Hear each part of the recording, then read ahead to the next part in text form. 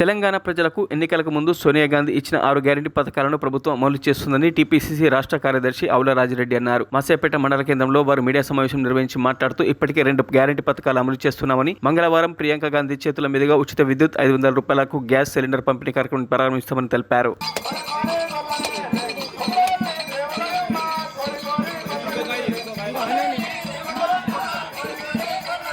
కొరకనే ఈ 2 గ్యారంటీలను కూడా రేపు ఆవిష్కరించడం జరుగుతుంది. రేపు ప్రారంభోత్సవం చేయడం జరుగుతుంది.